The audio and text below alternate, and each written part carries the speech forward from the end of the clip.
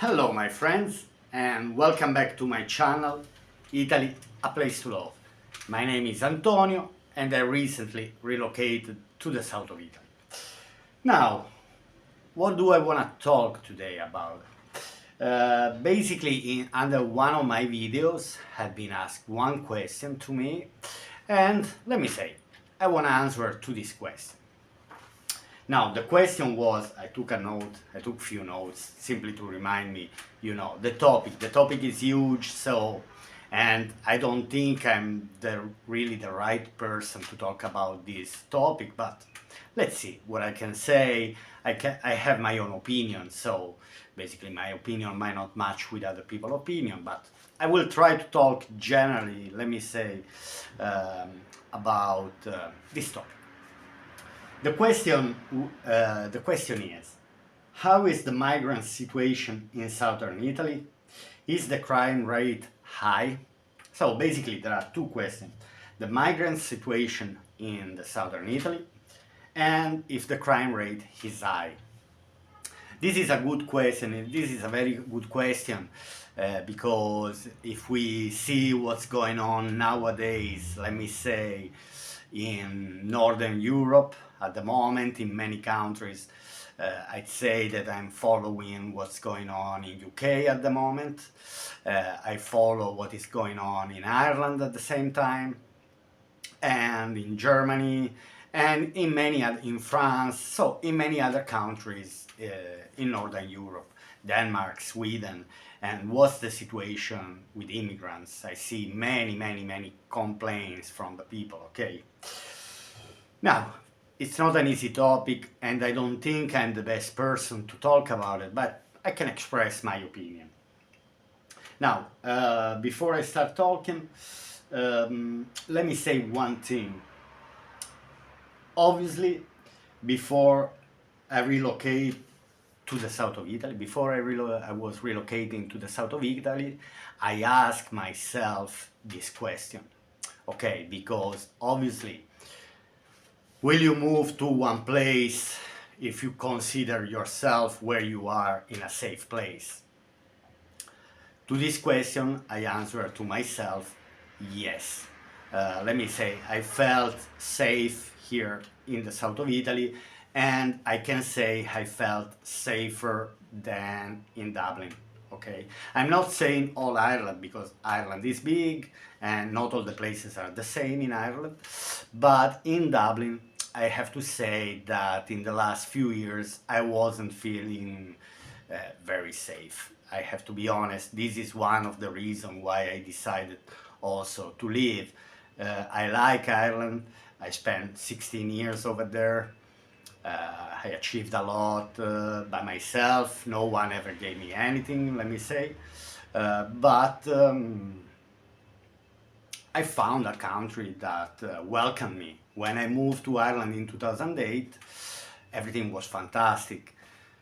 Then the recession started and I saw many problems starting from the 2008 recession. But then things start getting better between 2011 and 12. And then until 2020, when we all know what happened, in that moment I started really to not like the situation generally. But the problem was all over Europe. I mean, I'm not only talking about Ireland. For me, in Italy in 2020, what happened in 2020 was even worse than in Ireland. So I was happy to be in Ireland for many reasons that I'm not going to explain why, because I really don't like to talk about that topic anymore. So then, second, I relocated to Montemilone, here Alto Bradano, Basilicata. I will never stop repeating the location where I am because it's very important. It's very important to know. I mean, if you're watching my video, you must know where I am, because not all the places are the same in the south of Italy, in Italy. So wherever you might go in Italy, there are different. So basically, I knew very well the place where I was relocated. It's not like I relocated to one place or that I never been before, or I've been once or twice on holiday, but that is an option. Let me say, obviously, if you want to move from one place to another one, you cannot go blind. You have to know where you're moving, where you're going. And so basically you can go once, spending 1 week, you can go another time and spending a month, and then seeing if you like it. I mean, obviously, then there are always many things to think about it. Job, money, let me say, many questions. Now, I knew very well, let me say, where I was coming, because this is the town where my parents were born. Then my parents, when they were children, they were leaving this town, because the parents moved. My grandfather from my mother's side moved to Luxembourg. My father from my father's side, they moved to Torino in the north of Italy, simply because there was no job or there were better opportunities. Then my grandfather from my mother's side, he came back. My father's family stayed in Torino. I was born in Torino, and I spent most of my life in Torino. So, and then I moved to Ireland, whatever. So I knew the place because it was the place where my grandparents were from, my parents were from, my grandparents were living. I was coming here in the summer, so I had an idea and I knew the dynamic of the place. So was a quite, let me say, was a quite easy relocating. Wasn't complicated, because you are not going to an unknown place. I wasn't going to a place where I don't speak the language. Obviously, all these things you have to consider. When I moved from Torino to Dublin, Ireland, my English wasn't that bad, but was quite broken. So I can say that it's much better now. I can make a video in English. I will never be at a native level, but I consider myself quite fluent. I will always make grammar mistakes, but I make grammar mistakes even when I speak in Italian, so I consider grammar mistakes something extremely normal, unless you are a teacher, unless you are a translator, and these are other topics. Now, the immigration situation, the migrant situation in Italy. Obviously, it's a problem. It's a problem, I think, as is a problem in all Europe, but Europe, I can say, it's not all the same. If I'm talking about the southern European country, we have certain kind of dynamics. If I'm talking about the northern Europe, are other type of dynamics. If I'm talking about the Eastern Europe, so we should, let me say, analyze place by place. We can't really generalize. But the question is, how's the migrant situation in the south of Italy? But before I talk about the south of Italy, I have to talk about generally in Italy. Okay, so we have the problem in Italy, the problem in the south of Italy, in the southern Italy, and the problem in Montemilone, where I am now. Now, in Italy, I think the migrant situation is not as bad as I see in UK or in other places at the moment. Many different reasons why, and even if, and let me say, Italy is one of the countries that is part of the southern Europe that has the problem with illegal immigration heavily. I mean, I cannot compare. Sometimes I'm trying to figure how can be a problem the migrant situation in UK. To be honest, for me, it's very hard to think how can be a problem in UK, while in Spain, in Italy, in Greece, we are on the Mediterranean, and it's 30 years that we constantly see, I call it problem, even if migration not always is a problem. I'd say a minority is the problem, but generally migration, it's part of the life. People are migrating, then why they're migrating. So there are different reasons. Obviously, Italy has a huge problem with migration. as a huge, huge problem that we cannot compare for me with the Northern European countries, where for me illegal immigration is something that I know what is here illegal immigration. Probably in Spain they know very well. Probably in Greece, I mean, you have people coming constantly every day. Maybe not every day, but one day yes, one day no. Can be hundreds in one day, can be a dozen another day. We constantly have, and we have centers where they're accommodating.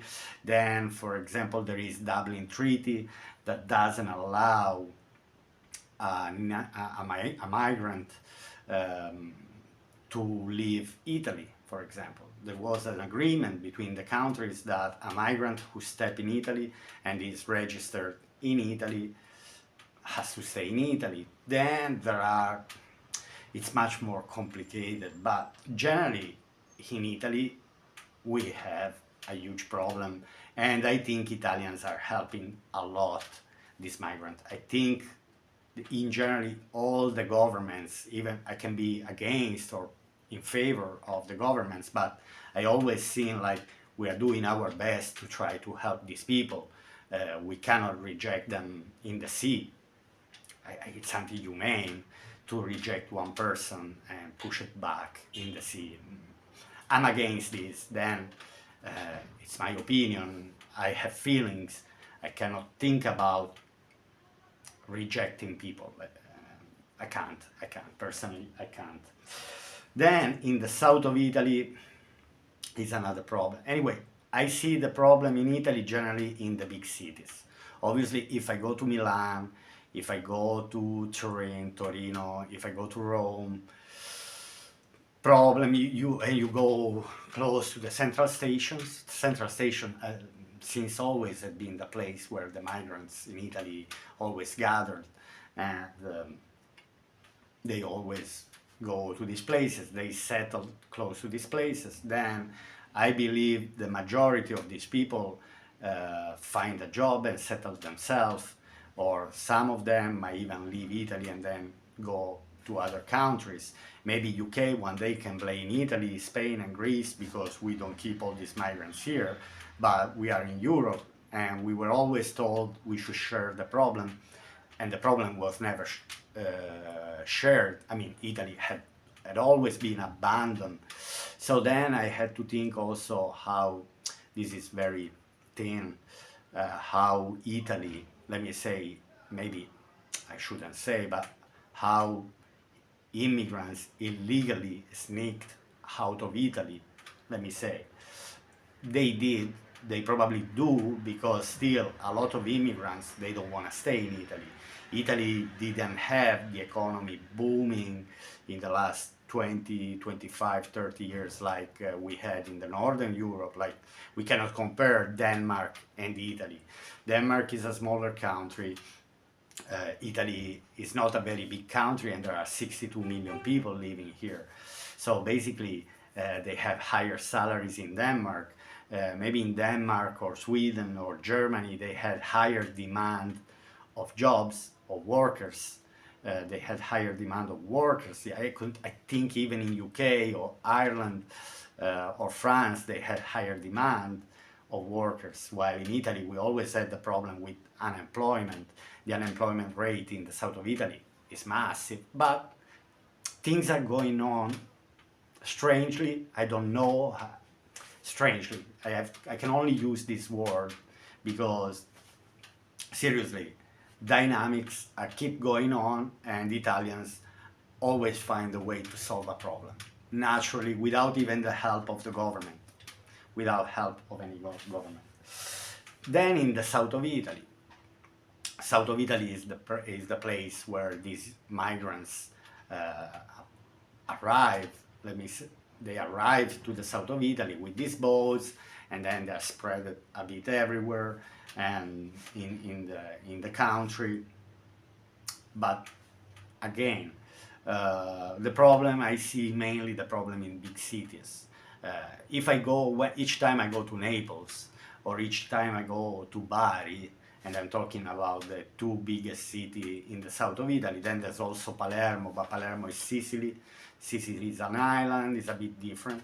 Obviously, you can see a lot of immigrants, but they're all working. And let me say another thing that I noticed in Italy. Italy never created ghettos. While, for example, I saw in other places in Northern Europe, like Amsterdam, or in Germany, in France, UK, less Ireland, for example. In Ireland, I saw less ghettos than in Germany or than in Holland, where you have districts full, or UK, where only immigrants are living, or foreigners, let me say.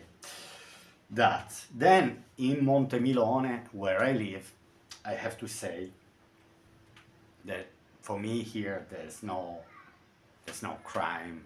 There's no crime here, but there is some crime, and I can say it's kind of local. It's crime from the local area. They are specialized in some kind of crimes here, but the feeling of safety is much higher here, for example, than in Ireland. I can give you an example. In Ireland, when I was living in Dublin, after 7, 8 p.m., or in the summer after 9 p.m., so when it gets dark, stay at home, don't go anywhere unless you have the car, you drive. But if I had to go by walk somewhere, to be honest, in the evening, no, I would rather have stayed at home. I wasn't feeling safe at night. Gangs, thugs everywhere, a lot of drunk people. So, to be honest, I worried many times at night. Then in city center, I was avoiding city center in the evenings, late at night. Everyone who is in Dublin knows very well the level of crime, drugs, misbehavior. I'm not saying anything strange about. For example, here in Italy, you cannot really misbehave. Uh, and here we enter in the topic about the police behavior. Obviously, police is behaving differently in the Northern Europe and the police in Italy. I always saw the guards, for example, very gentle and polite comparing to the Italian police. But I also see, and this is the negative side of being too gentle and polite, too many rights, police, the guards could have not stopped me on the road unless I was doing anything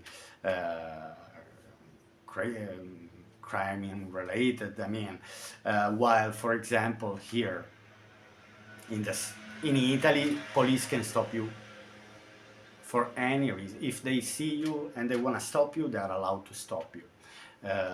Police here doesn't have any reference, any number, any ID identification number, nothing of this type.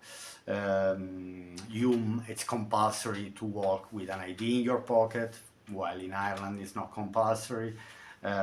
So let me say, here is more strict. And police, we have carabinieri, we have police, we have guardia di finanza.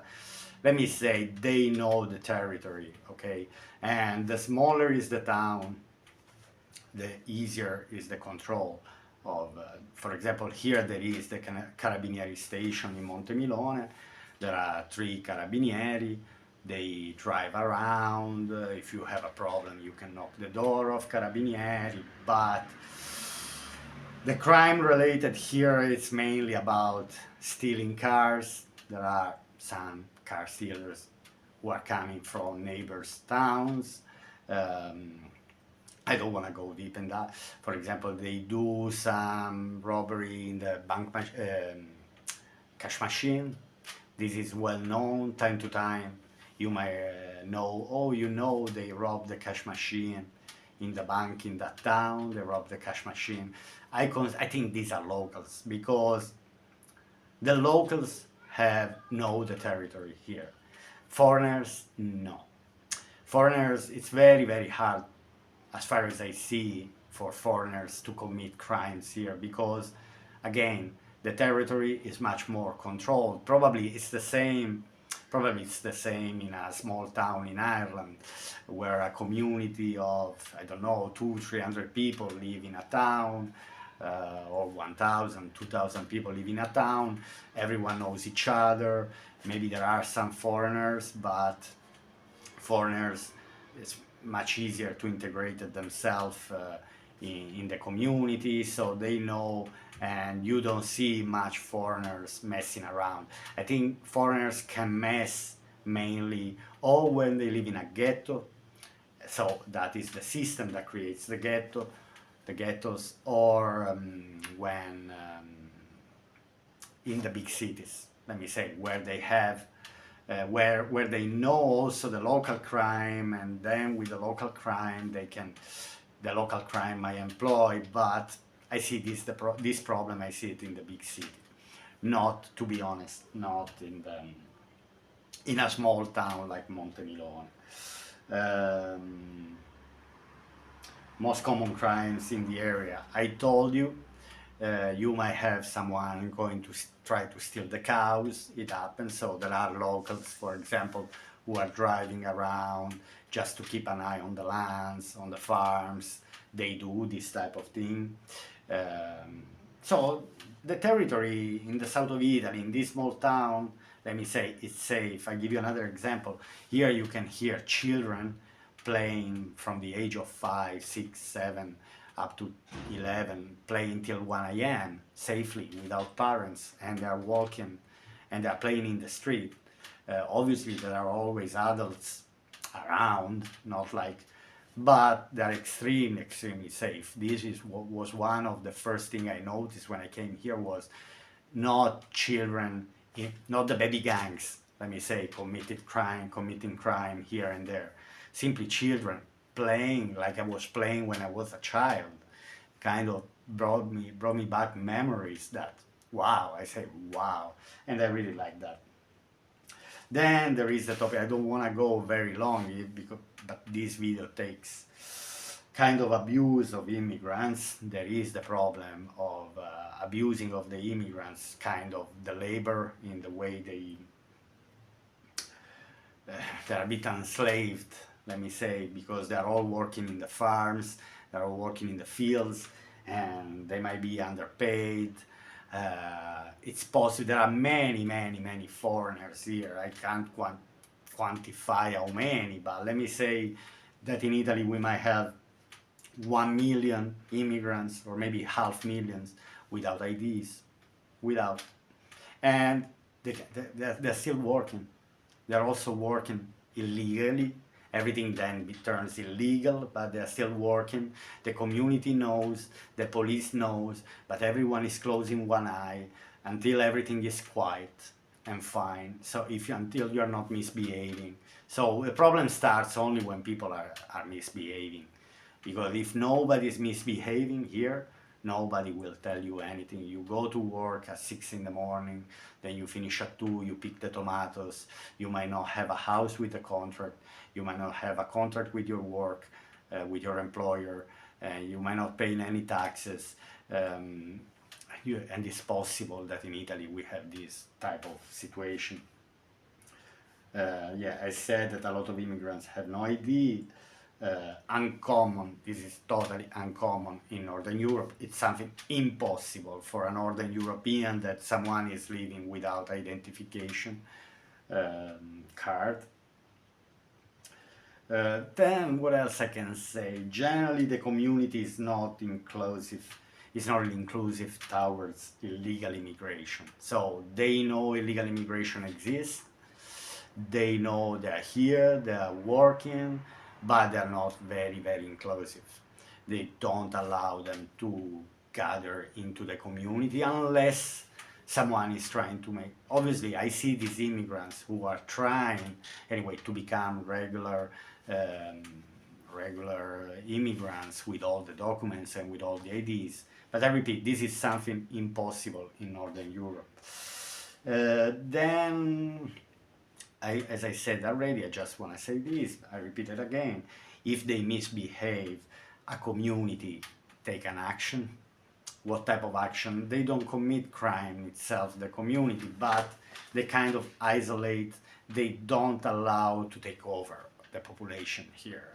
In particular, in the south of Italy, everyone knows that in the south of Italy, now I use a word that I didn't want to use in this video, but we all know about the Mafia, okay? Oh, Mafia.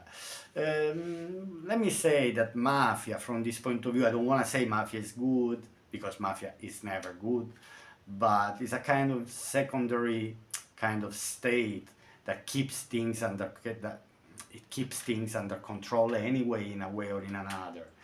Um, Sometimes are even above the law, where the law is not arriving, where the law is not able to have a decent result. Sometimes that structure might take control. So, but if you are a local, there's nothing really to worry. You mind your business, you are friendly to everyone, I'm friendly to everyone, everyone is friendly to me.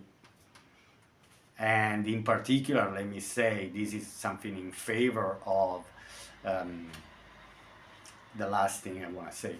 Um, there are some people here from Northern Europe who bought houses here in Montemilone. There are 3 families from Finland who they just found a house here, very cheap. They bought, they're coming during the summer. There are 3 families. One family is coming in June, one family is coming in July, another family is coming. They bought all together this house, and they're very welcome, extremely welcome, because I can say now, and I can guarantee you that here, any foreigners who might come from Northern Europe, okay, you can be German, you can be French, from Luxembourg, from Holland, from Denmark, from Sweden, from UK, from Ireland, from Iceland. You can come from any of these countries. And you might come here because you want to buy a second house. Wow, wow. They welcome you, they will never cause you a problem, never. Not, and even if you don't speak the language, they will help you anyway. They will give you courgettes, they will give you fruit and veg for free, your neighbors. They will invite you for a coffee in their home, even if you don't speak the same language. So these are the type of relationship in a small town, because it's not the same if it happens in a big city. Obviously, there are a lot of expats in Italy, and the bigger the city is, the harder they find, let me say, to integrate in the community. The smaller is the community, the easier they find to socialize and find themselves comfy in this place. So, and for example, this family from Finland, they bought because someone told me. I never met personally this family, but I mean, I saw them around, but I don't stop and talk.